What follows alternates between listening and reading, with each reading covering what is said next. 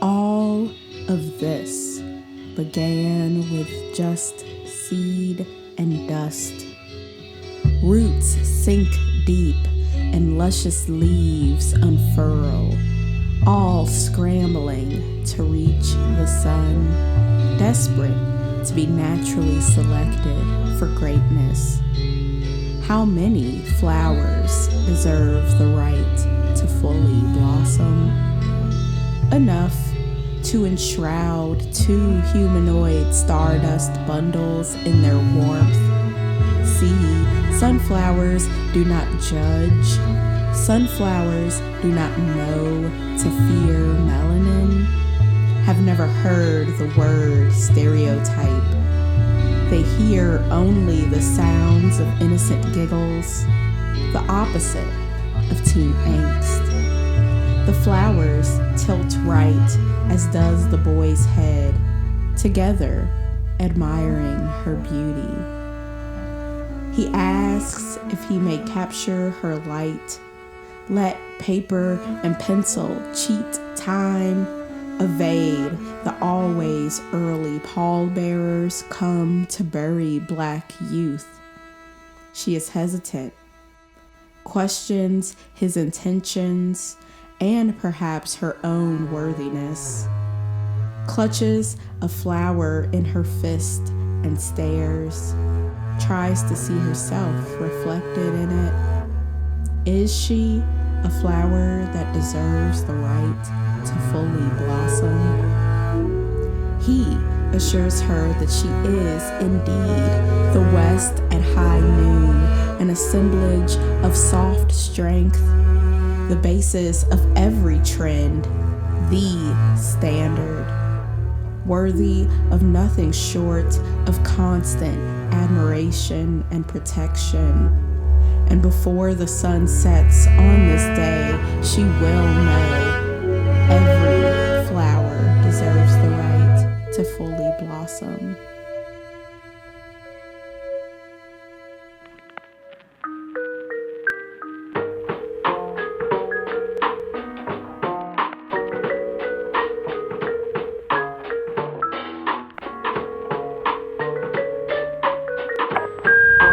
Hey, bro, when you see me call, bro, answer your phone. You ain't faxing no papers. You ain't doing no legal documents. You ain't changing no diapers. You ain't doing nothing. Your jumper's weak, and I see you still trying to do a little brim burner dunks. You still can't jump higher than me, bro. And we 34 years old. Call me back pronto. I need a paying bill. That was mama. All right, bro, I love you. G, call me back, man. Trying to get a see the original art piece before you start charging Andy Warhol prices, man. You can't forget about me just because I love the city. Call me, man. Actually, I was just calling to catch up with you. I had a long drive ahead of me, and just wanted to catch up with you, man. Hope you're doing well. Call me when you free up. Talk soon, brother. Nephew, what's up, man? Give me a call, man. I need to holler at you. Later.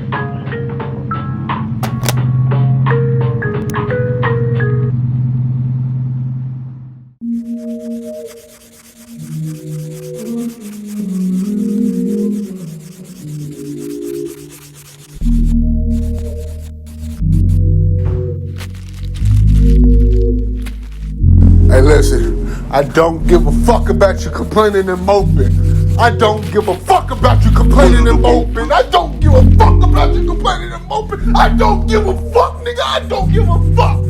I don't give a fuck about you complaining and moping. If you really want it, if you really about it, if you really about that shit, what you griping for, huh? What you moping for, nigga? You tired? You tired? Are you tired?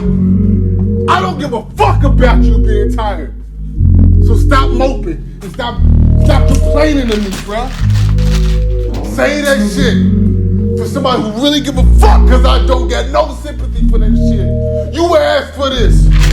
You prayed for this. You begged for this. You got it, goddammit. You got it. So don't fucking complain to me about you being tired. About you being, oh, I didn't get enough. Oh, I got so much. I don't give a fuck. This is your motherfucking time.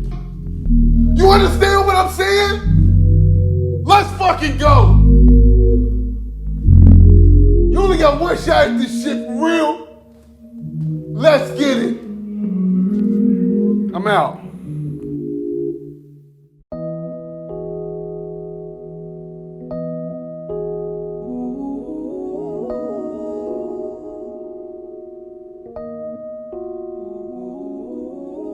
How does a black man grieve? Well, it's been said we're only allowed to cry or emote at the birth of babies and funerals sometimes. Tell me I'm wrong. Tell me the world hasn't led me to believe that hood telephone poles are macabre mausoleums and that white tees are programs for funerals for family, wearable canvases for casket cousins, that the only thing we're allowed to pour out is liquor for the homies and the lost, and not tears or emotions or just anger, just fuck! No time to reflect or mourn. Time is ticking. Got to go get it. Got to kill shit, all of it. Got to kill the feelings, the tears, the emotions. Suffocated with pride. I gotta provide, gotta protect, can't half step because I can't let you see. I can't let you see us breaking. Period. So we punch the air, splitting atoms before the tears can split through our eyes, before you can see us not standing. I'm breaking and I can't stand it. You ask, how do we grieve? I'm asking the same thing. How do we grieve in peace when and whilst the world watches for us to break, when the world has turned our pain into the #1 pay-per drama, spectator sport? You know what? I'll ask you a better question. How are we supposed to grieve? Is it jokes? Like your mamas and your daddies? Or boy, what are those? Like giving out the dozens? Are we supposed to tell the kind of jokes that get the heartiest of laughs to cover the deepest of hurts? I think we are. I think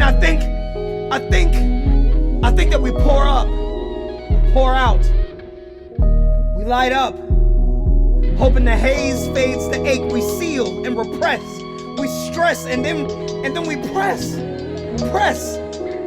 it down, chalk it up, beat our chest, and clap our hands to rhythms that only we and the deceased know. We put on a show. Peacock, chest out, heads up. We suck it up and work.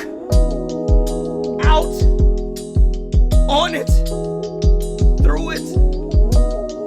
We work it away. We busy and bothered. I mean, I mean, we booked. Because the devil's playground is an idle mind, rather. Still thoughts tend to focus on who's not here or around us anymore. I'm saying we be unavailable. I'm off topic. They asked me how we grieve. Well, we sing. We sing and dance.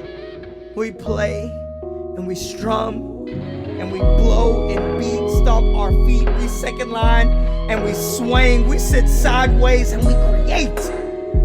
And then we reflect. Because none of us know who or what's next. We breathe.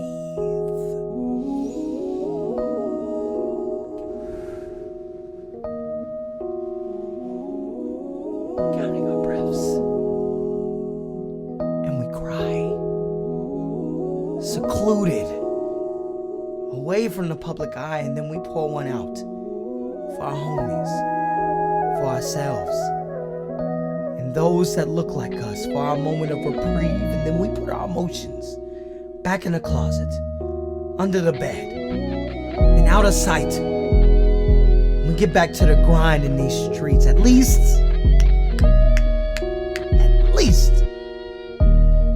That's how it's been taught to me. How we, as black men, grieve. Now tell me I'm wrong.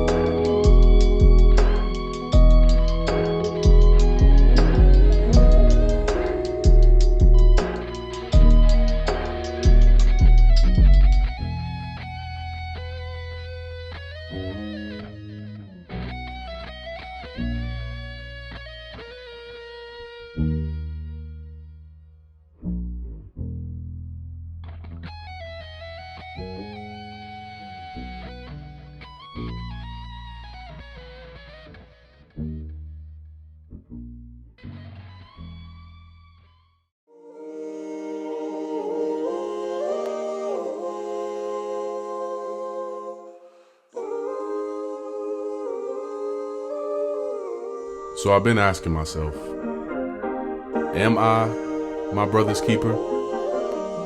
I mean, is it not my responsibility to keep you in the clutches of consideration in the frontal lobe of my mind, out of trouble and not out of sight?